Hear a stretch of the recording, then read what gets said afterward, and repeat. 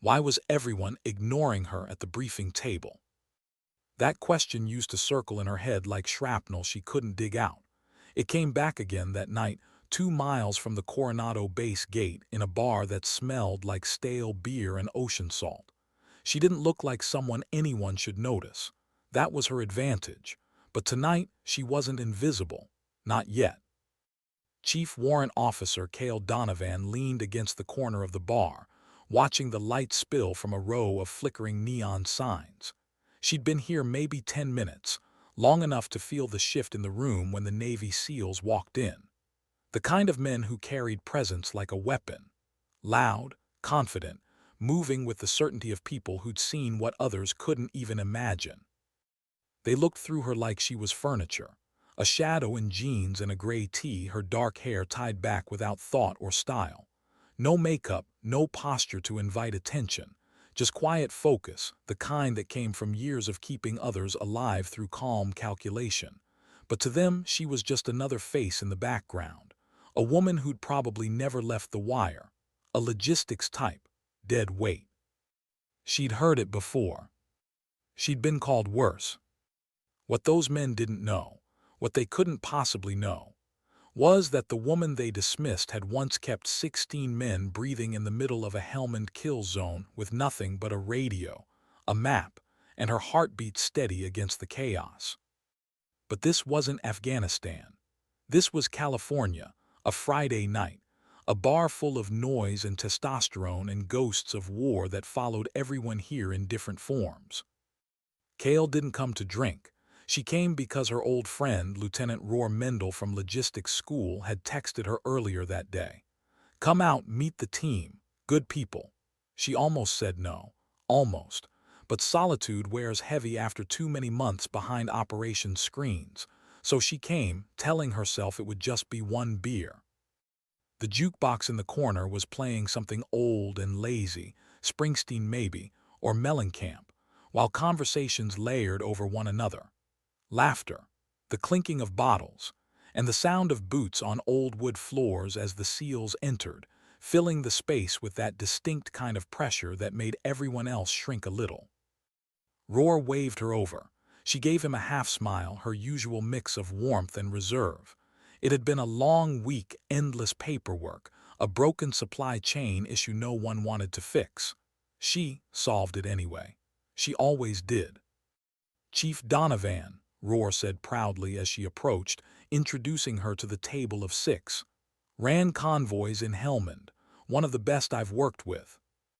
Kale gave a nod. Evening. The man sitting closest to Roar looked her over once, blonde hair cropped close, shoulders like a wall, tattoos winding up his arm. His name, she'd learn later, was Cade. His expression didn't shift. He took a sip of his beer and muttered just loud enough for his buddies to hear, "Didn't know we were bringing admin." The others chuckled, low, harmless, but sharp enough to cut. Kale felt it, that cold sting of dismissal she'd grown used to. It wasn't new. It was muscle memory. She smiled anyway, that soft, professional nothing smile she'd learned to use in rooms full of men who thought competence came with biceps. Roar tried to redirect. She's not admin. She kept an entire operations grid alive for a full week under active fire. Cade shrugged. Yeah, but she wasn't in the fight, was she? His tone wasn't cruel, just casual. The way people talk when they think they know the hierarchy of worth. Kale could have left it, could have stayed quiet like she had 100 times before. But tonight, something in her chest ached in that old way, the ache that comes from knowing how many people had survived because she'd refused to freeze when everything went to hell. So she looked up at Cade. Define fight. He leaned back, smiling like this was a game. You know, boots on the ground, trigger time, the real thing. The real thing, she echoed almost to herself. She thought about Helmand, the sound of gunfire ricocheting off metal doors, the sand that burned her throat, the radio squelch as she called for medevac with blood dripping onto her lap. Sometimes, she said quietly, the real thing is just keeping your hands steady while everyone else loses theirs. The table went silent for a breath. Then Cade laughed, easy, dismissive. "All right, Chief, whatever you say." Her friend shot her a look that said, "Don't take the bait." She didn't. She picked up her beer and let the conversation move on, but the air had changed. The way people looked at her had changed. Not overtly, just that subtle shift, the one where you feel yourself being written off in real time. It was always the same. The quiet women, the small ones, the ones who didn't announce their wars. Her father had told her once, back when she was 15, and learning how to throw a punch in their Spokane driveway, that you don't prove worth by noise. You prove it by being the last one standing when the noise stops. That lesson had carried her through everything. The loneliness, the exhaustion, the endless nights of staring at a map wondering if she'd calculated someone's fate wrong. But that night standing in that bar, she felt the old, coiled calm settle into her bones. Cade stood up. She didn't move. He was taller by a head, broader by twice. "Tell you what," he said, smirking. "Why don't you find another bar, Chief? This one's for people who have seen combat." Roar tried to step in, but she touched his arm gently, stopping him. "It's all right," she said. Then to Cade, "You think combat about how many doors you kicked in." He shrugged. "It's a start." There it was, the thin line between arrogance and ignorance. She'd seen it in officers, in commanders, even in herself once or twice before the desert stripped everything unnecessary away. "I've seen combat," she said evenly, "just from a different seat." He laughed again like she'd told a good joke, and that laugh, sharp, unguarded, was the moment something inside her shifted. Not anger, not pride, just resolve. When he stepped closer, his hand brushed her shoulder. Not rough but firm, a test. The next few seconds would live in the memory of everyone who saw them. She moved faster than anyone expected. A drop of weight, a pivot. Her elbow shot up under his ribcage, a perfect practice strike that landed with a dull, hollow thud. His breath left him in a sound that wasn't quite human. Before he could fold or recover, her leg swept his base clean, the movement compact and precise, like a line in a formula she'd memorized decades ago. He hit the floor hard. The whole thing took 3 seconds. The bar froze, music still playing. Glasses paused halfway to lips. Roar just stood there, eyes wide, torn between shock and pride. Kale stepped back, hands open, calm. "I'm not looking for a fight," she said, voice low, "just respect." Cade lay there gasping, trying to get air back into his lungs. One of his teammates, a man with dark hair and a scar running from temple to jaw, moved between them. Garrett. His eyes weren't angry, just curious. "Where'd you learn that?" he asked. She looked at him steady. "My father. He boxed. He taught me to stay on my feet when someone bigger thought they could take space I'd earned." Garrett nodded slowly. "Seems like he taught you right." Cade finally got up, leaning on the bar for balance, his expression halfway between fury and humiliation. But before he could speak, Garrett cut in again. "You done, Cade?" Cade swallowed, then nodded once, quietly. Garrett looked back at Kale. "You ever think about working with a team that actually values composure over ego?" She frowned slightly, "Not sure that's a real team." "It could be," he said. The tension bled out of the room, slow and quiet like a storm moving on. Conversations resumed. The jukebox clicked into another old song. Someone laughed, too loud, breaking the silence completely. Roar leaned in. "Kale, what the hell was that?" She exhaled softly, "Just muscle memory." Later, she'd drive home along the empty stretch of road that led back to base housing, the windows down, the Pacific air cool on her skin. She wouldn't replay the fight. She wouldn't even think about the SEALs. What she'd remember was the look on Garrett's face, the first real acknowledgement she'd seen in months. Not pity, not surprise, respect. And that mattered more than she wanted to admit. At a red light, she looked at her reflection in the windshield. The same face, the same eyes that had stared into smoke and chaos overseas. But something small had shifted behind them. Not pride, not vindication, just the quiet certainty that even here in a bar in peacetime, she could still stand her ground. Some people measure strength in how hard they hit, others in how long they endure. For Kale Donovan, it had always been the same. The fight wasn't about proving anything to the loud ones. It was about showing herself, again and again, that silence wasn't weakness. It was control. And sometimes, control was the deadliest weapon in the room. She didn't sleep that night. The base housing was quiet, too quiet, the kind of silence that doesn't comfort but accuses. Kale sat on the edge of her narrow bed, elbows resting on her knees, staring at her hands. They were steady. They were always steady. Her father used to say her hands were her gift, calm hands in chaos. But sometimes she wondered if that calm was just another word for numbness. The fight at the bar replayed behind her eyes. The moment Cade's breath left him, the dull shock in the room afterward, the silence that followed. She hadn't wanted that fight, not really.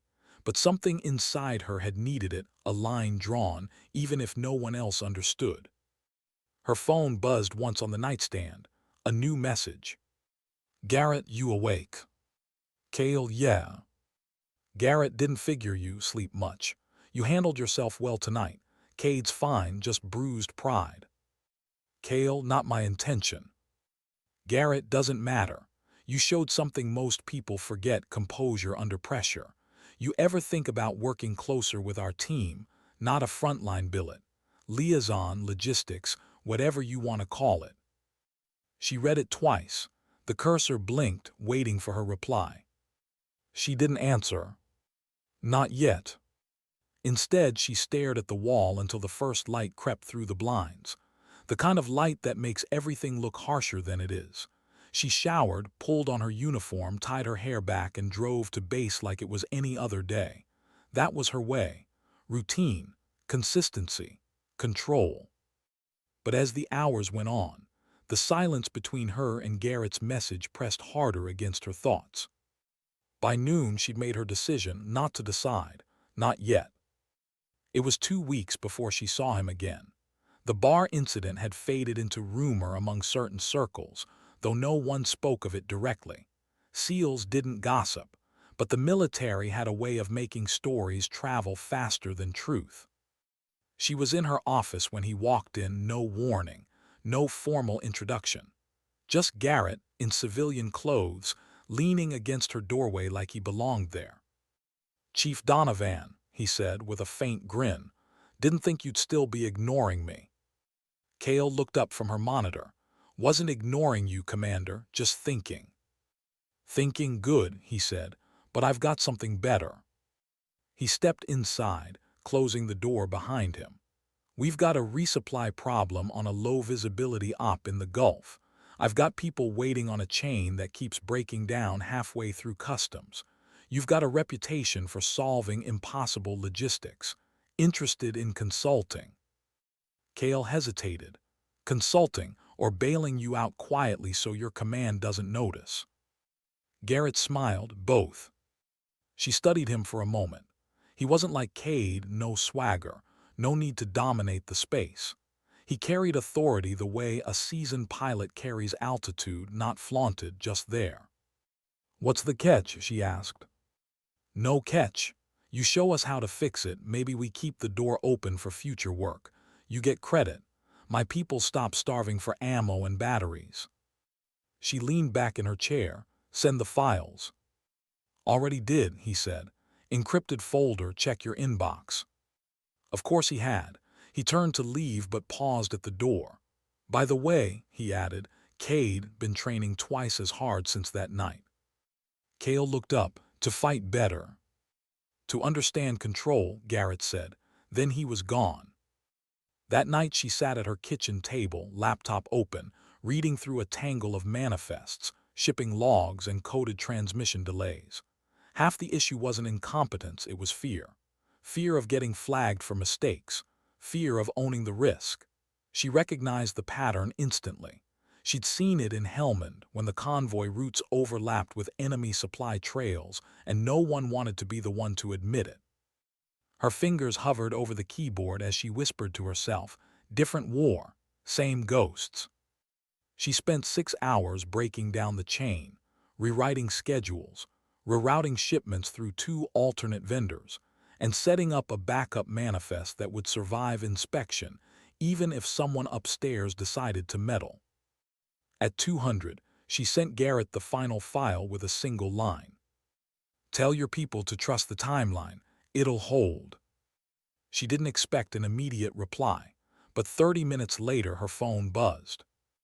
"Garrett, that fast? Damn, you do this for a living or just for fun?" "Kale, I don't sleep much." "Garrett, neither do I. Appreciate the help. You ever thought about coming back into field work?" "Kale, I never left it, just changed seats." There was a pause, then another message. "Garrett, fair enough. I'll keep you in the loop." Days passed, then weeks. The resupply op worked perfectly. No delays, no losses. Garrett sent her a simple thank you note through official channels, professional, discreet. But between the lines she could feel it. The beginning of something shifting, a door opening. Still, she wasn't sure she wanted to walk through it. Because walking through meant remembering. And remembering meant Helmand. It had been her second deployment. 7 months into a rotation that felt like 7 years. Dust storms that coated everything, the air thick with tension. She wasn't supposed to be in the field that day, but a convoy had gone short on personnel, 2 drivers down, 1 mechanic medevaced, and she'd volunteered to fill the gap. She remembered the briefing, the smell of diesel and fear, the route that cut too close to contested ground. She raised a concern. The captain had brushed it off. "We've got overwatch," he'd said. "You'll be fine." They weren't fine. 10 miles out, the lead truck hit the IED. The explosion lifted it off the ground, turned metal into shrapnel and air into a weapon. Kale remembered the sound more than the sight, that impossible, deafening silence that follows an impact, when the brain refuses to process the noise. Then came the gunfire. She'd taken the wheel when her driver went down, blood pumping from his shoulder. Bullets cracked through the door. She could smell the oil and the heat. Her voice stayed steady on the radio, calling coordinates, requesting QRF, rerouting the convoy through a fallback grid she'd memorized 2 nights earlier. Every vehicle that survived owed it to her. Every man who lived had no idea how close they'd come. When they made it back, the debrief had been simple. "Good work, Chief," someone said. "Now get the trucks turned around." She nodded, saluted, walked out of the tent, and cried behind a supply crate where no one could see. Not because she was weak, because she'd realized that night that survival came with silence. No medals, no recognition, just the next mission, the next list, the next convoy. She'd carried that silence ever since. When Garrett called her in for a second consult, she was ready. This time, it wasn't logistics. It was planning. Movement coordination for a high-risk extraction mission, classified details, but she could tell by the phrasing that it was special operations deep inside denied territory. He wanted her perspective on timing. She gave it, quietly, clearly. And when the briefing ended, the entire room, men with tridents and ribbons, looked at her differently. Not with awe, with something quieter, respect. Garrett caught up with her afterward. "You're good at this," he said. "It's what I do." He nodded. "You ever think about why you're still doing it?" Kale tilted her head. "You mean logistics?" "I mean serving," he said. "Most people would have taken the commendations and moved to civilian work by now." She hesitated before answering. "Because somebody has to keep the lights on. Somebody has to care enough to do it right." Garrett smiled. "You ever wonder if maybe you're supposed to do more than keep them on?" She didn't answer, not because she didn't know, but because she did, and she wasn't ready to say it aloud. That night she sat outside her small apartment overlooking the bay. The air was cool, the water still. She watched the lights blink across the surface and thought about her father. She could still see him, bare-knuckled and unflinching, teaching her to punch without fear. his hands wrapped in tape, his voice calm but hard. "Control, Kale. Control beats power every time." He died the year before she enlisted. Heart failure sudden. She gotten the call the same day she'd been approved for Supply Corps training. The irony wasn't lost on her, life taking one anchor just as it handed her another. She joined because she wanted discipline, but somewhere along the way she'd found something deeper, not the thrill of combat, not even pride in the uniform, but a quiet understanding. Sometimes the mission wasn't about winning. It was about enduring. And that kind of endurance, the silent kind, scared people. Maybe that's why they'd called her Deadweight, because they couldn't understand the kind of strength that doesn't need to shout. By the time she turned off the lights, it was nearly midnight. Her phone buzzed again. "Garrett, command, signing off on a temporary liaison detail. I requested you. No pressure, think about it." She stared at the message for a long time. The offer hung in the air like a loaded question. Another mission, another chance to prove something she shouldn't still have to prove. She typed one word. "Kale, I'll think." Then she set the phone face down, took a breath, and let the silence fill the room. Outside, the bay light shimmered steady, unmoving, calm. Just like her hands. Sometimes the hardest battles aren't the ones fought with bullets. They're the ones fought against the voice inside that whispers you're not enough, and the quieter voice that answers, "Watch me." The hangar smelled like jet fuel and metal. Kale stood at the edge of the operations floor, clipboard in hand, watching the organized chaos unfold. Men moved in disciplined lines, checking gear, loading cases of ammunition, verifying equipment. It was a rhythm she'd always admired, the symphony before the storm. But today was different. Today, she wasn't behind a desk or a screen. She was part of them. Garrett's request had gone through. Her temporary assignment was official. Chief Warrant Officer Instructor Donovan, Logistics Liaison, attached to SEAL Team 9 for operational support. Not combat, not yet, but close enough to feel the air change. The first day had been all looks and whispers. Operators didn't talk much, but she could feel the weight of their judgment in every silence. She didn't blame them. Their world was built on trust, and she was an outsider walking in through the side door. She wasn't there to prove herself. Not this time. She was there to do her job. Still, part of her chest tightened each time someone's eyes lingered too long, each time she caught the faint hint of doubt. Garrett walked up behind her. "You'll get used to it," he said quietly. "Not my first rodeo," she replied. "I know," he said, "but it's theirs. They don't know what to do with someone who doesn't fit their mold." She turned to face him. "Then let's give them a new mold." Garrett smiled. "That's the spirit." The briefing room was dim, lit by the cold glow of projectors. The mission outline scrolled across the screen, a mid-level extraction in a remote coastal sector. Not declared combat, but close enough to require precision. A small team would move in, recover a local asset, and exfil before sunrise. The problem wasn't the mission, it was the logistics. "Resupply window, too tight," Kale said, leaning over the table, tracing the route with her finger. "If your boats are delayed even by 30 minutes, the support truck at LZ Echo will miss rendezvous by an hour. You'll lose fuel cover." One of the younger SEALs, lean, sharp-eyed, frowned. "We've done this before, ma'am." She didn't flinch. "And how many times did you get flagged on extraction delays?" He hesitated. "Twice." "Right, let's not make it 3. The room was silent. She wasn't being arrogant. She was being precise. The kind of precision that saves lives. Garrett watched her, arms folded, letting her lead. "You're saying we shift the convoy." "Shift it and stack it," Kale said. "Split fuel and ammo across 2 secondary assets. If one goes down, the other still moves. Redundancy saves lives." The younger SEAL nodded slowly. "Makes sense." Kale gave a small nod. "It's not about perfection. It's about not giving chaos a single advantage." That was her mantra. It always had been.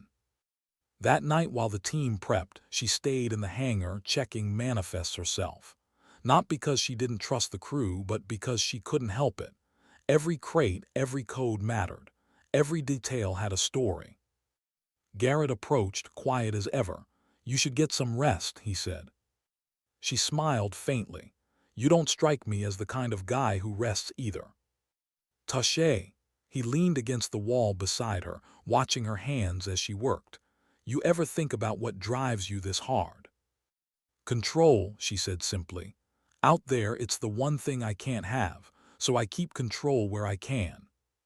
He nodded, thoughtful. "And when you lose it?" She hesitated. "Then I survive it."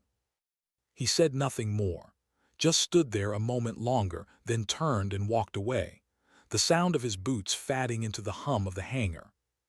The mission launched at dawn. The sky was a bruised gray, the horizon lined with fog. Kale stood on the dock, headset in place, eyes locked on the convoy board as the boats cut through the water like black arrows. She wasn't on the front lines, but her pulse moved with every signal. "Bravo 1 check," Garrett's voice came through the comms. "Calm, controlled." "Copy," Kale replied. "All convoy markers green, wind steady at 2 knots, ETA 12 minutes to waypoint." A pause. "Roger that." She exhaled slowly. The rhythm of command, even from the backseat, still made her heart beat differently. 10 minutes passed, then 20. Her monitor flickered once, a blip on the signal. She frowned.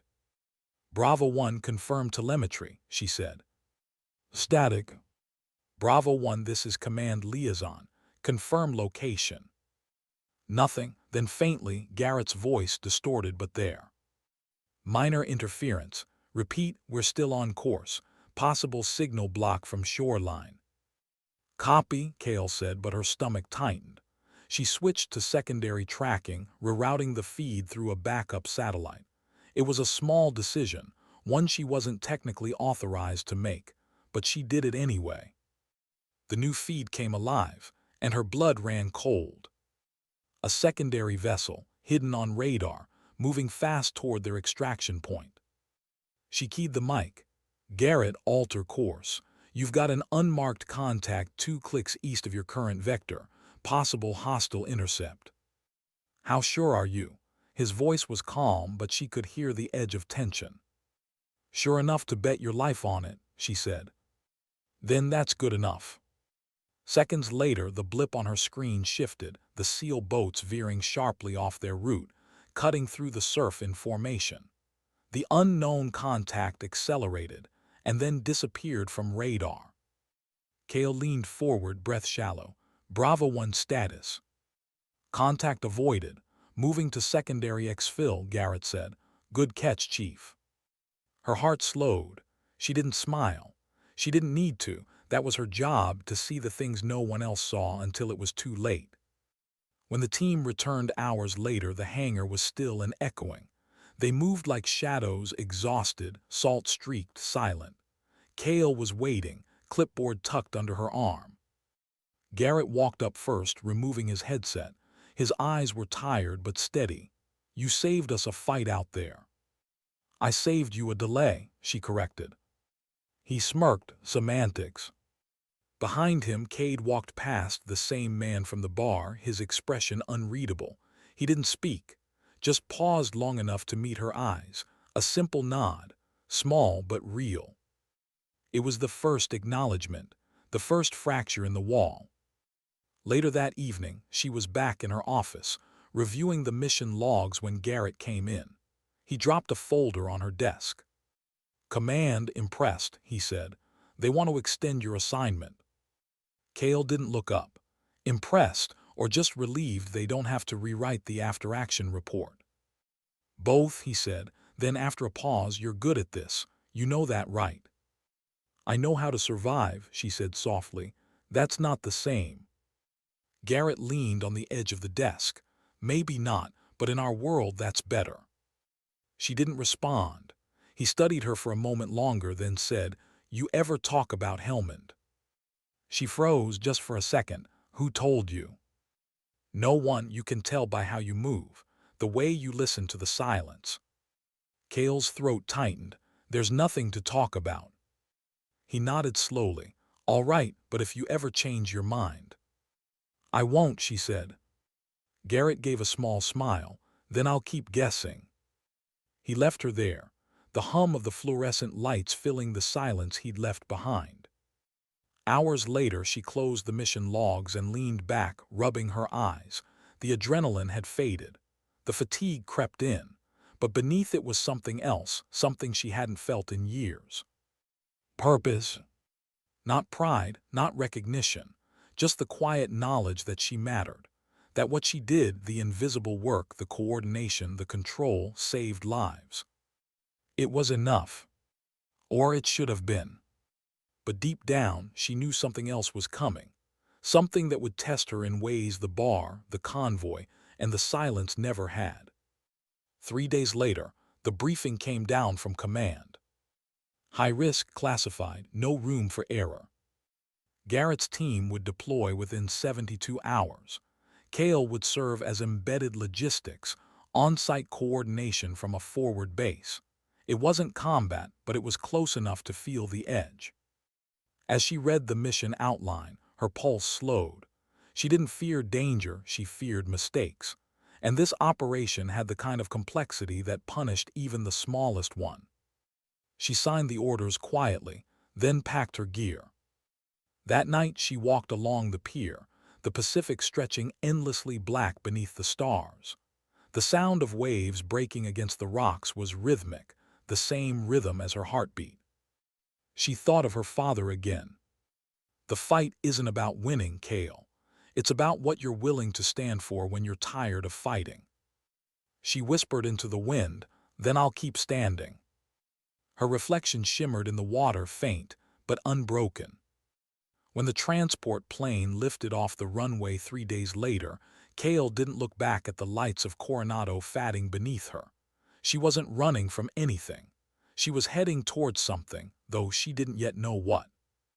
Beside her, Garrett sat quietly, scanning the mission folder. Across from them, Cade and the others checked weapons and gear. The hum of the engines filled the cabin like an unspoken promise. Kale closed her eyes and let the vibration settle into her bones. Every mission began the same way, with silence, uncertainty, and breath held tight in the chest. But this time, the silence didn't scare her. It felt like home. Sometimes you don't earn respect by demanding it. You earn it by showing up again and again, even when no one's sure you belong there. Especially then. The first sound was the wind. That low, endless desert wind that carried dust like memory, thick, dry, and alive. Kale sat in the back of the MRAP, headset pressed tight against her ear, staring at the tablet balanced on her knees. The glow of the tactical map painted her face in pale light. Every moving dot on the screen was a person, a heartbeat depending on her timing. The convoy rolled slow through the canyon, engines rumbling like a low growl under the wind. Garrett sat up front beside the driver, eyes scanning the ridgeline through night vision lenses. The others, Cade among them, moved with quiet precision, not a word wasted, not a movement without purpose. They trusted the plan, and the plan rested in her hands. The mission had sounded simple on paper. A retrieval operation. Extract a compromised informant from a safe house 2 clicks north of the border and return before dawn. But on the ground, nothing was simple. The terrain was narrow, jagged, and hostile. Communication blackouts came and went like flickers of breath. At 200, the signal broke. Bravo 1, this is Command Liaison, Kale said, voice even. Confirm link. Static, then Garrett's tone came through low, tight. We're still good, Chief. Lost primary channel, switching to secondary. Copy, she said. You've got a 6-minute window before drone coverage lapses. Adjust vector east to stay in surveillance arc. Roger. She leaned closer to the screen. The dots shifted small, steady movements through digital topography. She checked wind speed, thermal overlays, and radar sweeps, fingers flying across the tablet. The map wasn't just data, it was life. It was heartbeat rhythm translated into coordinates. Cade's voice cut through. "Chief, you sure about that east vector? Ridge there looks tight." Kale didn't look up. "That's why it's safe. No one expects movement through choke points. Trust it." A pause, then "Copy." She could almost hear the skepticism under his breath, but he followed anyway. The first explosion came 20 minutes later. A dull thump. Then the echo rolled back through the canyon walls. Dust rose, drowning the comms in static. Kale's pulse spiked. "Bravo 1, report." Garrett's voice came back through distortion. "IED minor, no casualties, vehicle 2 disabled, we're holding position." "Copy, stay dark. Don't return fire unless engaged." She switched channels, rerouting satellite feed through the backup relay she'd installed the night before, an unofficial tweak she hadn't told anyone about. The screen flickered, then stabilized. Through thermal overlay, she saw heat signatures moving along the ridge. "Garrett, you've got movement nor-northwest. 8 tangos, possibly local militia. Advise immediate reposition south by 40 meters and maintain low-light discipline." "How sure?" he asked again, not doubting, just confirming. "Sure enough," she said. Seconds later, the seals moved. She watched the dots shift in perfect synchronization, disciplined, deliberate. The militia fire came late, aimed at where they'd been minutes earlier, a storm of bullets cutting through empty air. Garrett's voice returned calm. "Good call, Chief." She didn't smile. "You can thank me when you're home." They pressed on foot the last half-mile, terrain too rough for vehicles. Kale stayed behind in the forward operations vehicle, monitoring comms and air feeds. Her job was to see everything without being seen. She didn't need to pull a trigger. Her weapon was awareness. The safe house appeared on satellite as a cluster of heat signatures, too many. Something was wrong. "Garrett," she whispered into the mic, "you've got at least 12 contacts inside, not 6. Copy, adjusting entry." "Negative," Kale said sharply. "Entry will compromise your window. You'll be boxed in." "Options." She scanned the terrain overlay, searching for something, anything. Then she saw it. A collapsed irrigation trench running parallel to the compound wall. Narrow, but passable. "Use the trench," she said. "It leads behind the north annex. You'll breach cleaner." Garrett hesitated. "You certain it's stable?"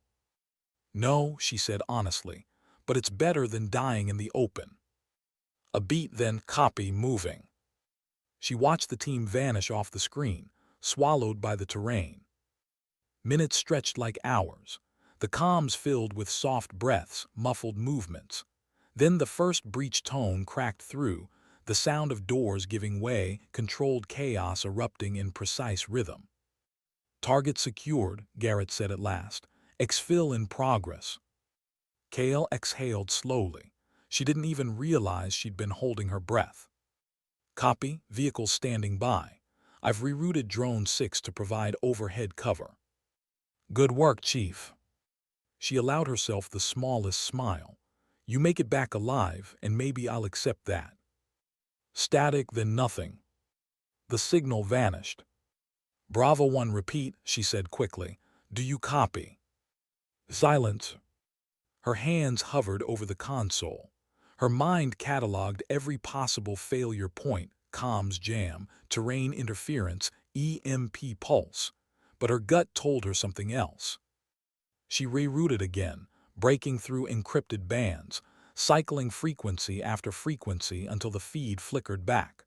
What she saw froze her blood. The convoy was moving, but not alone. 3 trucks, local militia vehicles, converging fast from the west. They'd been ambushed. Kale's voice went cold and sharp. "Garrett, ambush west of your route, 3 trucks closing. You've got less than 90 seconds. No reply. She slammed her fist against the console. "Come on, Garrett, talk to me." Still nothing. She made a decision. not by protocol but instinct. She keyed the open frequency to the drone operator. "This is Chief Donovan, Logistics Liaison, Authorization Code Delta 39. I need emergency diversion of Drone 6 to Grid Alpha 97. Immediate recon and possible fire support." "Ma'am, that's outside your—" "Do it," she snapped, "or you'll be logging body counts before sunrise." The operator didn't argue again. Through her monitor, the drone feed pivoted.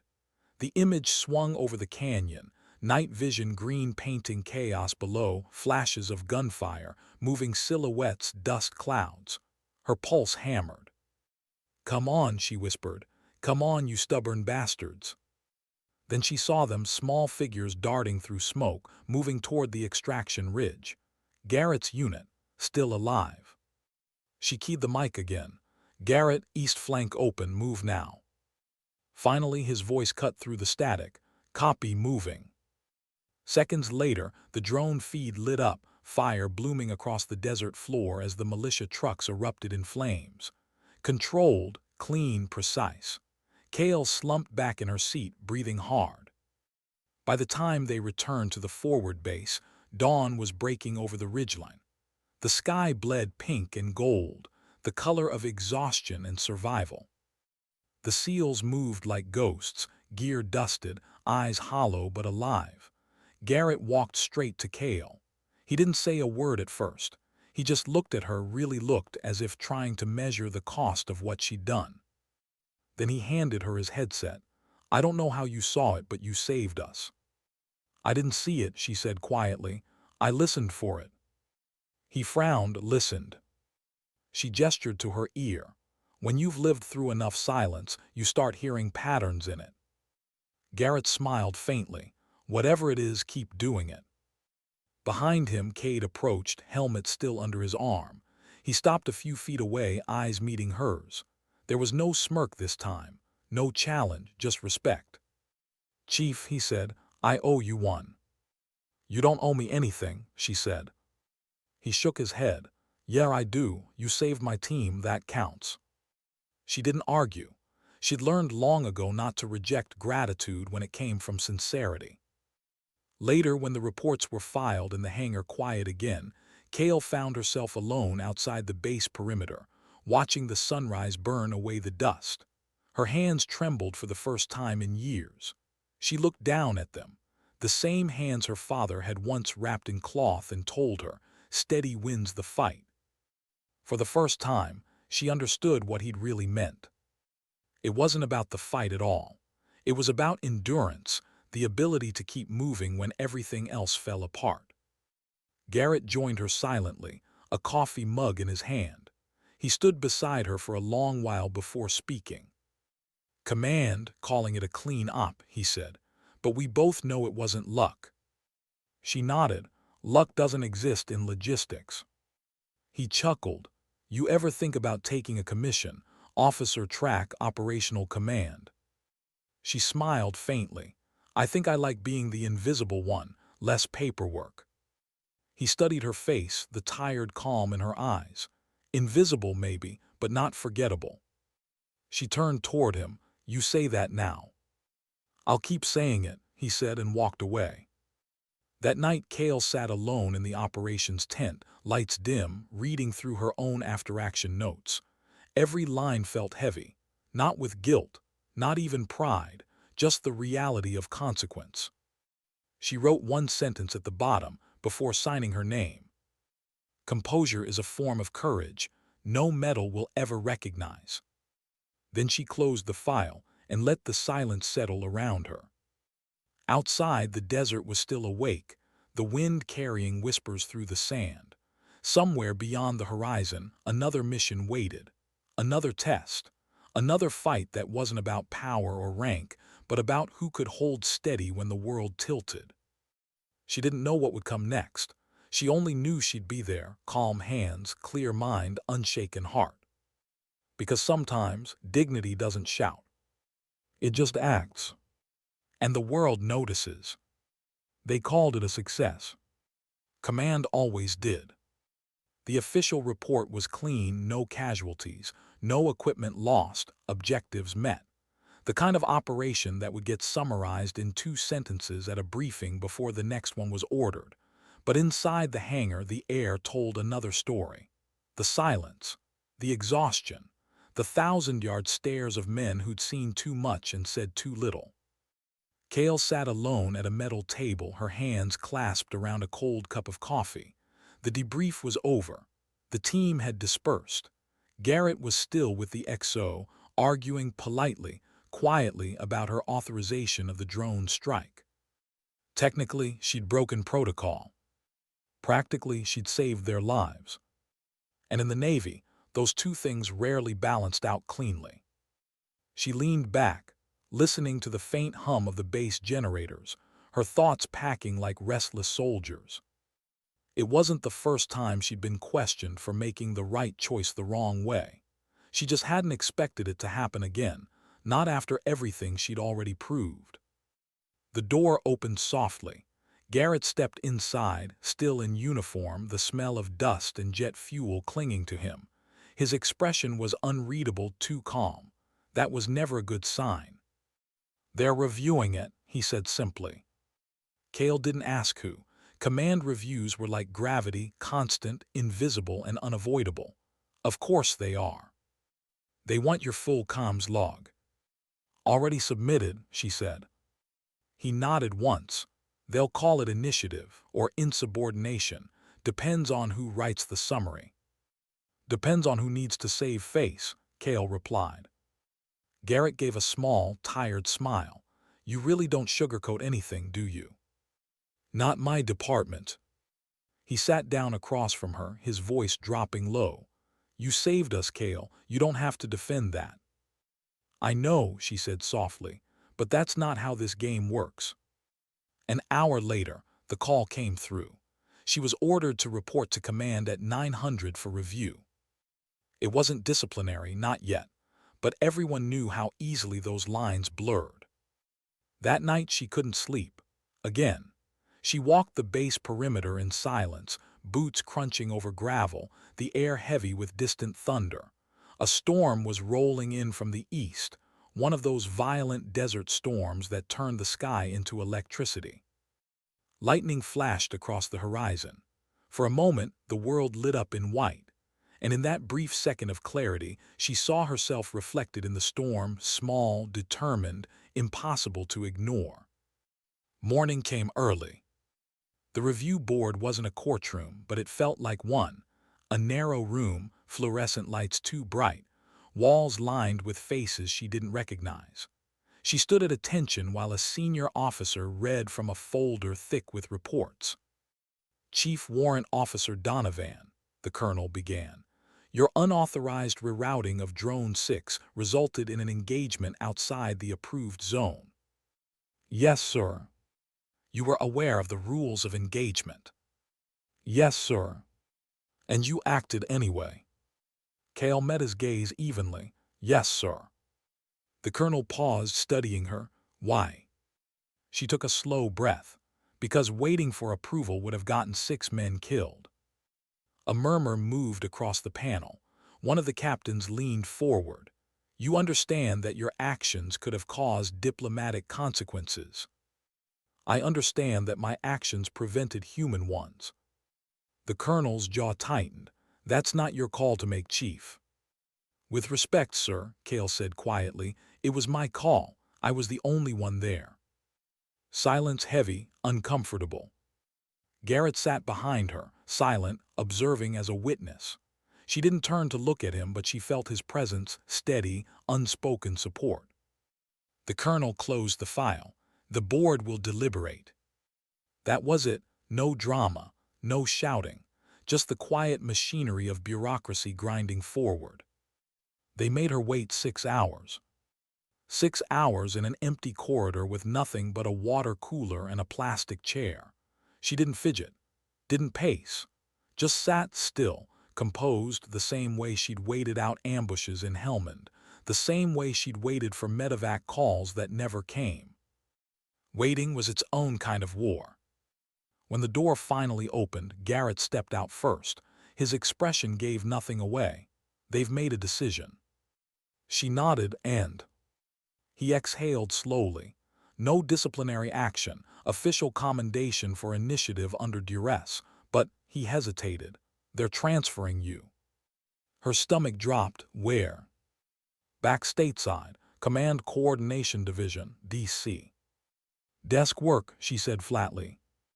Garrett nodded, for now. She stared past him, out toward the hangar doors where the sunlight hit the tarmac. They're sidelining me. They're protecting you, he said quietly. You embarrass them. They don't know what to do with that. Kale laughed once, not bitter, just hollow. So they'll bury me in paperwork. For a while, Garrett said, but this won't last. People remember results. She shook her head. They remember order more. That night she packed her gear in silence. Her quarters were small, a cot, a locker, a desk with 3 notebooks filled with coordinates and plans that no one else would ever read. She closed each one carefully, as if sealing away pieces of herself. Garrett knocked once before entering. Didn't think you'd actually leave without saying goodbye. She didn't look up. Goodbyes aren't really my thing. He stepped closer. You know this isn't the end, right?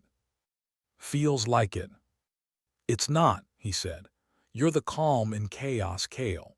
The kind of person this place forgets it needs until it almost dies without you. She smiled faintly.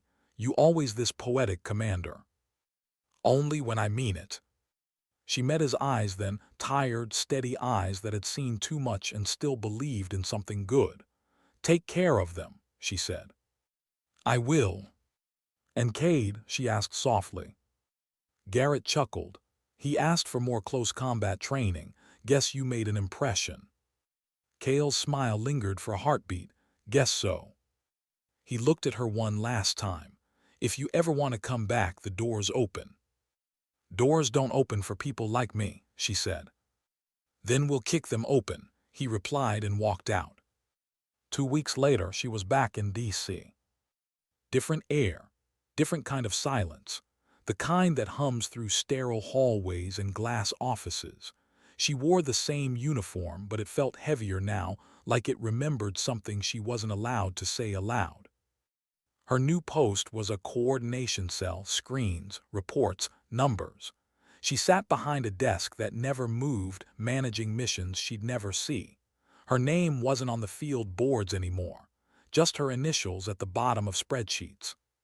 For most, it would have been a promotion. For her, it was exile dressed in formality. She didn't complain, didn't argue, just worked, efficient, invisible, precise. But every night when the office emptied and the city lights flickered beyond the windows, she'd sit there, headset off, fingers motionless, and think about the sound of desert wind against the MRAP hull, the hum of calm static, the rush of adrenaline when a decision wasn't just paperwork but life and death. Sometimes she'd whisper to herself, "You did the right thing." Sometimes she'd wonder if anyone remembered. One evening, long after midnight, she received an encrypted message. No sender, just coordinates and a single line of text. The world still needs steady hands.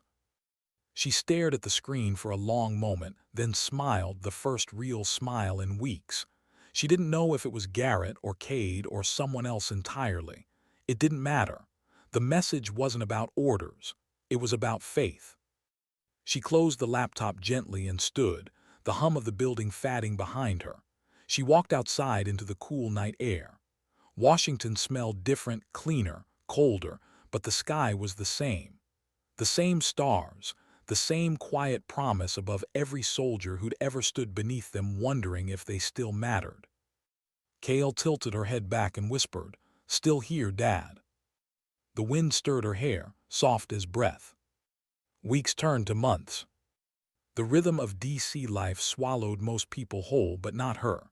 She carried something no schedule could touch, the certainty that what she'd done, right or wrong, had saved lives, and that was enough.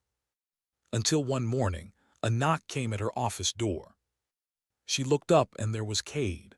Standing in the doorway, cleaner haircut, calm posture, eyes that didn't carry the arrogance they once did. "Permission to enter, ma'am." She blinked, surprised. Cade, what are you doing here? TDY, he said. Command requested liaison between SEAL Group 9 and Coordination Division. I volunteered. Kale set her pen down. You volunteered for desk work. He smiled. I volunteered to work with you. She raised an eyebrow. Why? He paused, thoughtful. Because I used to think strength was about being loud. Then you showed me it's about staying calm when you're one breath away from breaking. Kale stared at him for a long time, then nodded. All right, Lieutenant, let's get to work. He grinned. Yes, ma'am. That night, as the office lights dimmed and the city quieted, Kale stood at the window watching the glow of the Capitol far in the distance. She wasn't in the desert anymore. She wasn't dodging bullets or calling air support. But the war she fought now, against indifference, against the machinery of forgetting, was just as real. And maybe, she thought, this was what her father had meant all along. The fight isn't about proving you belong. It's about refusing to disappear. She closed her eyes, feeling the hum of life all around her, the unspoken rhythm of people doing their best in silence. And for the first time in a long time, she didn't feel invisible. She felt necessary. Sometimes, the strongest warriors aren't the ones who charge forward. They're the ones who stand quietly behind the lines, holding the world together, one steady decision at a time. The call came at 3:12 a.m. No alarms, no klaxon, just the soft vibration of her phone against the nightstand, the sound that never really startled her anymore, because it meant someone somewhere was in trouble. Kale blinked herself awake, the faint hum of the city outside her window. She sat up, already reaching for the device before she even knew who was calling. Donovan, she answered. Static, then a voice she hadn't heard in months. Chief, Garrett said quietly, you sitting down. She swung her legs over the side of the bed, heartbeat quickening. Talk to me. There's been an incident, he said. Overseas.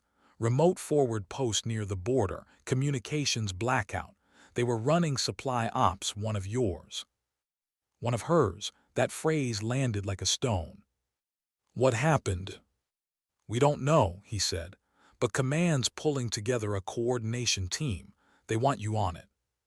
Why me? Because you built the damn logistics chain they're using. She stood already halfway to her closet. How bad? Garrett hesitated. Bad enough they called me back too. By sunrise, she was on a plane headed east. No time for questions. No time for doubt, just movement. The old rhythm again, compressed hours, adrenaline, and silence. She left D.C. without a word to anyone but Cade, who'd caught her on the tarmac. Where are you going? He'd asked. Where I should have stayed, she'd said. He didn't try to stop her. He just handed her his challenge coin, tarnished, worn from years of sand and sweat. Bring it back. She pocketed it without a word. They landed 12 hours later at a NATO joint base carved into the side of a mountain. It was early evening there, the sun sharp and low, burning gold across the concrete. The air smelled like dust and kerosene. Garrett was waiting at the hangar.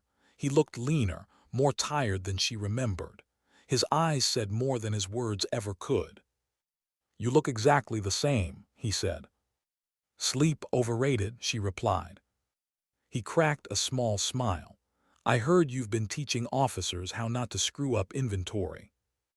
And failing spectacularly, she said. What do we have? He led her inside to a command tent filled with monitors and exhausted faces. 2 convoys went dark. Same supply corridor you designed. No GPS, no comms. Weather's not the issue, someone's jamming us. She studied the screens, routes, timestamps, silence. Jamming means intention, she said. Whoever did this knew the schedule. Which was classified, Garrett said. She nodded slowly. Then someone's leaking. He didn't argue. I need you to find out who, fast. Hours bled together. Coffee, silence, data streams. Kale worked like a surgeon, precise. relentless. She traced patterns through routing logs, comparing signal breaks, searching for the single anomaly that would unravel the entire problem. By dawn, she had it. Here, she said, pointing to a faint timestamp. Convoy Alpha reported minor telemetry drift 2 hours before blackout. That wasn't a glitch. That was a signal ping, someone testing range. Garrett leaned closer. You're saying they were being tracked. Watched, she corrected, and not by accident. Whoever ran that intercept knew the corridor numbers that were changed last month. Garrett frowned. Those were internal updates. Only a handful of us had access. Kale didn't answer. She didn't need to. By midday, a new alert came through, a drone feed, faint, grainy. Movement along a canyon road, burned out vehicles. One of the lost convoys. Kale leaned in, heart pounding. Magnify. The image sharpened. Twisted metal, scattered crates, and a lone figure moving among the wrecks. No uniform visible. Just a human silhouette, small against the ruin. Could be one of ours, Garrett said. Could be bait, Kale countered. He looked at her. You thinking what I'm thinking? She nodded. We're going out there. Command didn't like it. She wasn't combat personnel, not officially. But Garrett made the call. She'd be on the field team as operational coordination, unarmed, embedded. Her eyes see what our satellites can't, he'd told them. And she built the system we're walking into. They couldn't argue with that. By nightfall, they were moving. Kale sat in the armored vehicle beside Garrett, headset on, her voice calm over the intercom. The convoy cut through the canyon, the same kind of terrain she'd nearly died in years ago. Every bump brought the past closer. Still got it? Garrett asked. Never lost it, she said. Good, he murmured, because I have a feeling this isn't going to be simple. It never was. They reached the wreckage at 200. The desert was eerily quiet, too quiet, the kind of quiet that makes every sense sharpen. Kale stepped out first, boots sinking into the dust, the cold air biting against her skin. Her flashlight beam cut through the dark, landing on the twisted frame of a transport truck. Blackened metal, burned tires, the smell of oil and iron. She crouched near a crate half buried in sand. The serial number was one of hers, her routing code, her handwriting. She swallowed hard. These are ours. Garrett's voice came low from behind her. Then who took the rest? That question hung in the air like smoke. Then came the sound, faint, metallic, too deliberate to be wind. Kale froze. Garrett's hand went to his rifle. The team spread out instantly, taking cover. A shadow moved near the ridge, then another. 2 figures, maybe 3, watching. Contact, Garrett whispered into the mic. Kale's heart thudded. She ducked behind the vehicle, breath shallow, listening. She couldn't see the enemy, but she could feel the pattern of movement, careful, probing. Whoever they were, they knew exactly where the Americans stood. And then she realized this wasn't an ambush. It was a recording. She looked at her tablet. The signal tracker she'd been running spiked, a burst of data transmission, piggybacking on their own comms frequency. They're mapping us, she said urgently. They're using our communications as a relay. We need to kill the network now. Garrett didn't hesitate. Do it. She keyed the command. The feed died instantly, cutting them off from HQ. Silence fell, thick, heavy, absolute. Garrett turned to her. Now we're blind. We're alive, she countered. The firefight hit 30 seconds later. A burst of gunfire erupted from the ridge, tracer rounds slicing through the night. The SEALs moved with practiced precision, returning fire in controlled bursts. Kale stayed low, counting impacts, listening for direction. She wasn't armed, but her presence was deliberate, calm amid the chaos. She tapped Garrett's shoulder, pointing to the left ridge. Sound ricochet, they're flanking. 2 shooters, high ground. Garrett relayed the command. Within seconds, 2 SEALs shifted position and neutralized the threat. The gunfire faded as quickly as it began. And then silence again. Not victory, just survival. Garrett lowered his rifle, breathing hard. "You good?" Kale nodded. Her voice was steady, still breathing. He glanced at her tablet. "You know we just burned half our network protocols." "I'll rebuild them," she said. "Better this time." Garrett chuckled softly. "You always say that." She looked at him. "Because it's always true." They found no survivors at the site. Only fragments of gear, scorched equipment, and one small data drive sealed in a container under a pile of sand. Kale retrieved it carefully, brushing away the grit. Back at base, she plugged it into a secure terminal. Lines of code filled the screen, encrypted transmissions, coordinates, and a single phrase repeated across multiple files. The quiet ONES know too much. Her breath caught. Garrett leaned over her shoulder. "What the hell does that mean?" "It means this wasn't about supplies," she said. "It was about information. Someone inside our chain wanted this route compromised." "An inside job." She nodded, "and they left a message." He frowned. "For who?" She looked at him, tired, certain. "For me." The next morning, command descended in force. Investigators, officers, questions that had more to do with optics than truth. Kale answered everyone, calm and precise. She learned long ago that panic was useless currency. When they left, Garrett found her outside, sitting on a crate, staring at the horizon. The sun was rising, the same color as the one over Helmand years ago. "You think they'll listen?" he asked. "Not to the truth," she said, "just to what keeps the peace." He sat beside her. "Then what do we do?" She turned to him, eyes steady. "We find whoever wrote that message, and we end this." Garrett nodded. "You in?" "I was never out."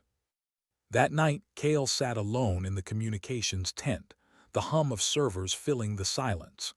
The war she tried to leave behind had found her again, not with bullets but with betrayal. She took Cade's coin from her pocket, turning it between her fingers. The edges were worn smooth, but the weight was the same. "You said bring it back," she murmured. "Guess I'm not done earning it." Outside, thunder rolled again, a storm building over the mountains. She stood, closed the laptop, and walked out into the dark. The first drops of rain hit her face like ash, cold, cleansing. She tilted her head back, eyes closed. The war wasn't over. It had just changed shape. And so had she. Sometimes the battlefield isn't a place. It's a decision. The moment you realize silence can be deadlier than bullets. And the only way to survive is to start speaking. The message haunted her. The quiet ones know too much. She saw it every time she closed her eyes, every time the monitors flickered, every time command's voices got just a little too polite in their questions. The phrase wasn't a warning, it was a verdict. And Kale Donovan knew it was written for her. 3 days had passed since the ambush. The investigation was supposed to be ongoing, but it already felt rehearsed, the kind of bureaucratic theater that hides more than it reveals. Command wanted reports, not answers. Garrett knew it too. "They're tightening everything," he said one night, leaning against the side of her comms tent. "Locked down data access, sealed off your routing files, restricted outgoing comms. I can't even request an intel cross-check without a colonel signing off." Kale didn't look up from the terminal. "That's not security, that's containment." Garrett's jaw tightened. "You think they're burying it?" "I think they're deciding how much truth they can afford," she said softly. "And the rest they'll burn." She finally turned to face him. "They didn't just want to hit the convoy, Garrett. They wanted to erase it, and us with it." He studied her. "Why?" Kale tapped the side of her laptop, bringing up the encrypted files they'd recovered from the site, the ones with the strange coordinates buried in the metadata, because something was being moved through that corridor that wasn't supposed to exist. Classified cargo. She nodded. Beyond black. My manifests didn't include it, but the coding pattern matches internal procurement orders, same encryption strings, same timestamps. Someone inserted extra shipments under my route IDs. I just didn't see it until now. Garrett frowned. You think it was weapons? Kale's voice dropped. Or worse, data, something worth killing for. That night she dug deeper. She bypassed every firewall command had set, fingers moving with quiet precision. She learned these systems inside out, every gap, every blind spot. The files opened slowly, like doors she wasn't supposed to touch. There it was. A manifest for a non-existent convoy, signed by a major from Naval Logistics Command, a name she recognized. Major Leland Hurst. He'd been her supervising officer 2 years ago in D.C., before she was sent forward. The kind of man who smiled too easily and used other people's work to decorate his reports. He'd called her meticulous once. She remembered because he'd said it like an insult. Now his name sat at the center of an operation that had killed half a dozen people. She printed the document, hands steady. And for the first time in years, she felt anger. Not the fast, hot kind, but the cold, heavy kind that sat deep in her chest. Garrett found her at dawn, sitting outside the tent, the classified printout folded in her hand. "What is it?" he asked. She passed it to him, proof. He unfolded it, reading quietly. "If this is real." "It's real," she said, "and it leads straight to command." He looked up at her. "You know what happens if we push this?" Kale nodded. "They'll come for us." Garrett exhaled. "You sound too calm about that." "I've been hunted before," she said simply. "It doesn't scare me anymore." He stared at her for a long moment. "What does scare you?" "Losing the truth," she said, "because once it's gone, it never comes back." They decided to move quietly. Garrett would handle the field contacts, trusted allies who could verify the convoy data without triggering command's alert systems. Kale would trace the financial records through the military's procurement network. It wasn't espionage, it was survival. But as the hours passed, she began to feel eyes on her. People who lingered too long near her workspace. Questions that came with too much curiosity. By the second night, even Garrett noticed. "They're watching you," he said. "Let them," she replied without looking up. "It means we're close." At 200, the breakthrough came. The shipments weren't weapons. They were drives, encrypted data storage meant for secure transfer between intelligence divisions. But the routing didn't match. The destination wasn't a military archive. It was a private contractor in Virginia. Garrett's voice was low, disbelieving. Someone selling classified intel. "Not someone," Kale said. "Multiple someones, a network." "And the convoys were cover." "Exactly. Move it under military manifest, no one checks twice." She leaned back exhausted. But something went wrong. The wrong convoy got hit. Ours. Garrett frowned. "So we stumbled into it." She nodded. "And now we're liabilities." The next morning, command ordered her to return to D.C. for reassignment. No explanation. No debrief. Just a polite demand with an escort already waiting outside her tent. Garrett met her eyes as they walked her out. "You're not really going back, are you?" "Not until I finish this," she said under her breath. He slipped something into her hand, a small encrypted drive. "Backup of everything. If they wipe your access, you'll still have it." She nodded. "You shouldn't have done that." "I know," he said quietly, "but you're not the only one who's tired of silence." The flight back to D.C. was long and sleepless. Kale sat by the window, watching clouds drift below, the hum of the engines blending with her thoughts. She could feel it, the shift, the moment when truth turns dangerous.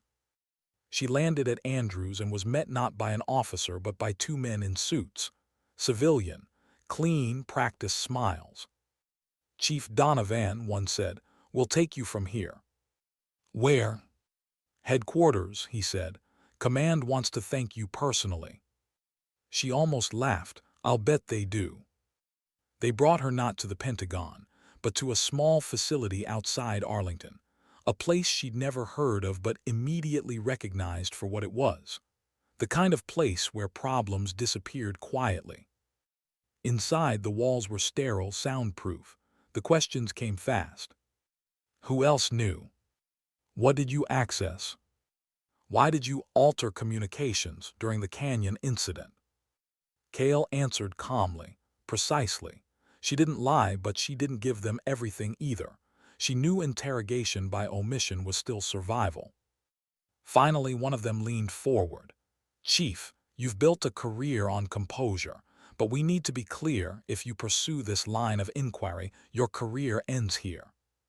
She smiled faintly. Careers end, integrity doesn't. They didn't appreciate that answer. An hour later, she was released. No charges, no restrictions, just a warning wrapped in politeness. She walked out into the sunlight, free, but watched, always watched. That night, her apartment felt smaller. She pulled the blinds closed, powered on her laptop, and connected Garrett's encrypted drive. The files loaded slowly. Communications, manifests, payment records, names, locations, enough to dismantle careers or start wars. She could feel her father's voice in her head, steady and quiet. "Control isn't about restraint, Kale. It's about choosing when to move." She stared at the screen for a long time. Then she began to copy the files. If command wanted silence, she would give them something louder. The next morning, Garrett called from an undisclosed number. "They know I helped you," he said. Her heart clenched. "Where are you?" "Off-grid for now. But listen, if this goes bad, don't stay quiet, promise me." "Garrett." "I mean it, Kale. You've been calm your whole life. But calm doesn't win wars like this. Truth does." Then the line went dead. She sat there in the quiet, the hum of the city outside her window. The world went on, unaware that inside one small apartment, a woman was deciding whether to tear open the seams of her own institution. The easy choice was obedience. The right one was harder. She thought of the faces from that ambush, men who trusted her routes, her calls, the ones who didn't come back. She couldn't let them become footnotes. Kale opened the secure upload channel. One press would send the files to multiple watchdog networks, journalists, and oversight committees across the country. One press, and she'd never wear the uniform again. Her hand hovered over the key. Then came a knock at the door. 3 slow knocks, familiar. She froze. The knocks came again. She reached for the pistol she wasn't supposed to own, breathing shallowly. "Kale," a voice said softly, "it's me." "Cade." She opened the door carefully. He stood there in civilian clothes, hair longer, eyes sharp with urgency. "How did you find me?" "I didn't," he said. "They did. I intercepted the message. They're coming." Her blood ran cold. "How much time?" "An hour, maybe less." She looked at the laptop. "Then we don't have time for speeches." He stepped inside, closing the door. "You're really going to leak it?" "I'm really going to finish it," she said. Cade hesitated. "They'll destroy you." She met his eyes. "Then they'll have to find me first." They worked fast. She compressed the data, coded the distribution, routed it through multiple ghost servers. Cade handled encryption like he'd been doing it all his life. When it was ready, she looked at him. "You sure about this?" He nodded. "You taught me what control looks like. Now it's your turn to show them what conviction does." She hit send. The screen flashed once, transmission complete. Outside, the first siren echoed in the distance. Cade turned toward the sound. "They're here." Kale shut the laptop, slipping the coin he'd given her months ago into her pocket. "Then let's move." They disappeared out the back stairwell as the first black SUVs turned onto the street. They didn't run far, just far enough. By dawn, they were across the state line, heading south in a borrowed truck. The world still looked the same, but everything had changed. Garrett's words echoed in her mind. Don't stay quiet. She wouldn't, not again. The truth was out now, spreading through the networks, unstoppable. The cover-ups, the deals, the betrayals, everything they'd tried to bury was surfacing. She didn't know how it would end, only that it would. Cade glanced at her as the sun rose over the horizon. You think it was worth it? Kale looked out at the road stretching ahead. Ask me when the world stops pretending. Sometimes courage isn't the absence of fear. It's the refusal to let fear choose for you. And sometimes the quietest soldier is the one who changes everything. Not with a weapon, but with truth. Dawn painted the road in gray and gold. The truck rattled south, tires humming over cracked asphalt, the world behind them dissolving into light. Kale hadn't spoken in hours. She sat in the passenger seat, eyes fixed on the horizon, one hand resting over the coin in her pocket. Cade drove, shoulders tight, scanning every passing vehicle. Neither of them looked back. There was nothing left to look back at. The radio stayed off. The silence between them carried its own rhythm, steady, necessary, alive. Then softly Cade said, "It's out." She turned, "You're sure?" He nodded, confirmed through 3 independent channels. Every major oversight committee's got copies. The files went global before sunrise. They can't pull it back now. Kale leaned against the window, eyes closing. Then it's done. Cade hesitated. No, it started. By midday they'd crossed into an empty stretch of farmland. No cell service, no cameras, just quiet. They parked under a rusting water tower and stepped out into the open air. The sun was harsh, the wind carrying the smell of dust and earth. Kale stretched, every muscle stiff from tension. Cade leaned against the hood, studying her. "You don't look relieved," he said. "I'm not," she admitted. "Truth doesn't fix things, it just forces everyone to look." "Still," he said, "you did it, you exposed them." She looked out across the fields. "I exposed a system that will spend the next decade pretending it's shocked, but somewhere a few good people will read those files and refuse to unsee them. That's enough." Cade smiled faintly. "You really believe that?" "I have to," she said. "Otherwise all of this," she gestured to the endless road, "means nothing." They stayed hidden for 3 days. Small motels, gas station meals. No calls, no cards. The news spread faster than they could travel, reports of corruption in military supply chains, classified leaks, criminal indictments. By the second night, Garrett's name appeared in one of the early reports. Missing, presumed dead. Kale read the line twice, then set the phone down, her throat tight. Cade watched her. "He's not dead." She wanted to believe that. Wanted to. But she'd seen too many disappearances end the same way. "He knew they'd come for him," she said quietly. "He still called me anyway." Cade leaned forward. "He believed in you." She nodded, voice barely above a whisper. "He believed in what we could still fix." On the 4th night they reached the coast. A small fishing town, quiet, anonymous.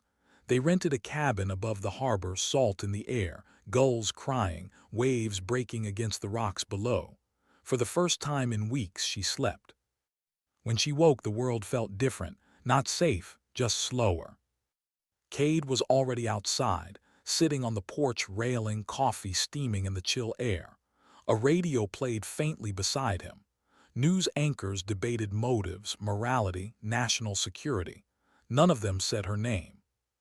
Kale stepped out, pulling a blanket around her shoulders. "What's the verdict?" "Half the country thinks you're a traitor," Cade said.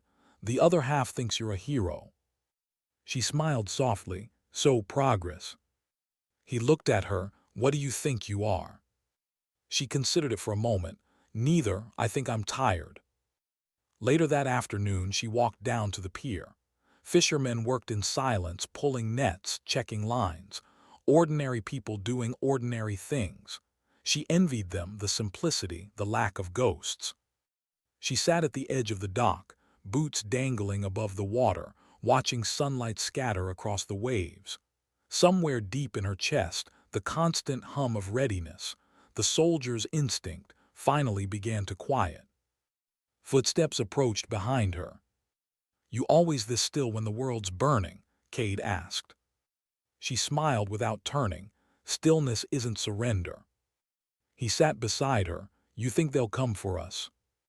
"They already did," she said. "We just didn't let them win." He nodded, silent. The wind shifted, bringing the faint scent of rain. Kale looked toward the horizon. "My dad used to say storms clean what the world forgets." Was he right? She shrugged. "Maybe, but storms also destroy things that needed cleaning." That evening, as they ate by the window, the radio crackled again. A new headline: Naval Logistics Command under full investigation. Multiple resignations pending. Anonymous source credited for the data exposure. Government officials refusing to comment. Cade turned it off. "Anonymous source," he said with a grin. "That's you." Kale shook her head. "No, that's everyone who decided silence wasn't enough." He raised his cup to silence. She met his eyes, to breaking it. 2 days later, a letter arrived. Handwritten, unmarked, no return address. Cade found it in the mailbox and brought it in. "It's for you." Kale unfolded it carefully. The handwriting was rough, hurried, but familiar. "Still alive. Off-grid, proud of you, keep moving. They'll lose their nerve before you lose yours. Ajay." Her hands trembled just once before she folded it closed. Cade exhaled. "Garrett." She nodded, a smile ghosting across her face. "He made it." "What now?" Cade asked. She looked out the window. "Now we stop running." They stayed in the town. Weeks passed quietly. They found work that didn't ask questions, Cade fixing boats, Kale helping with logistics at the marina. It wasn't glamorous, but it was peaceful. At night she'd sit by the shore, the waves reflecting moonlight, the radio whispering faraway wars. Sometimes she wondered if the world even noticed how many lives it asked people like her to trade for order. One evening, Cade joined her, hands buried in his jacket pockets. "You ever miss it?" he asked. "The uniform." She thought about it. "I miss the purpose," she said, "not the politics." He nodded. "You could still go back. Maybe not the Navy, but—" "No," she interrupted gently. "I've done enough fighting for people who never wanted to understand what we were fighting for." He was quiet for a moment. "Then what now?" Kale watched a small boat drift across the horizon. "Now I make peace with what's left." A month later, the first public inquiry aired. The files had forced congressional hearings, whistleblower protections, oversight committees, a dozen resignations. Kale didn't watch it live, but she read the transcript the next day. Her name appeared once, redacted, reduced to Chief Warrant Officer D. It didn't matter. The truth had its own voice now. That night she walked alone down to the beach. The air was cold, the stars sharp and clear. She could hear the ocean breathing in and out like a living thing. For the first time, she felt something close to peace, not because the world was fixed, but because she'd finally stopped letting it define her. She thought of the bar that started it all. The night they called her Deadweight. The sound of Cade's breath when she knocked him down. The silence that followed. She smiled to herself. Funny how a single night could echo through years. She whispered almost to the sea, "Still standing, Dad." The wind caught the words and carried them away. A week later, Garrett appeared. He came quietly, as he always did, sunburned, thinner, wearing an old hoodie that didn't match the calm in his eyes. She saw him from the dock and froze. For a heartbeat, she thought she was dreaming. Then he smiled. "You really picked a beautiful exile." She ran to him and hugged him harder than she expected. He winced. "Easy, Chief. Still got a few bruises." "I thought you were gone." "Almost was," he said, but it takes more than bureaucracy to kill a Marine. She laughed through the tears. Wrong branch, but I'll allow it. He stepped back, serious now. They're still looking. Not for you, they're too scared, but for someone to blame, you need to stay low. We will, she said. He glanced at Cade. You trust him. With my life, she said. Then that's good enough for me. They sat together for hours, talking quietly while the waves broke beneath the pier. No grand speeches, no plans, just silence and understanding. When he left before dawn, he didn't say goodbye. He just said, keep your hands steady, Chief. Time blurred, seasons shifted. The headlines moved on. The hearings ended. The world forgot, at least the parts of it that wanted to. But somewhere deep inside the archives, sealed in classified boxes, were the files she'd exposed. And scribbled in one corner of an unmarked page, someone had written 6 words in ink. Respect isn't given, it's remembered. She never found out who wrote it. Maybe Garrett, maybe Cade, maybe someone she'd never met who saw her story and understood. It didn't matter. The message lived, and that was enough. Years later, she worked quietly along the coast, teaching young sailors logistics and navigation at a small maritime school. They didn't know who she'd been.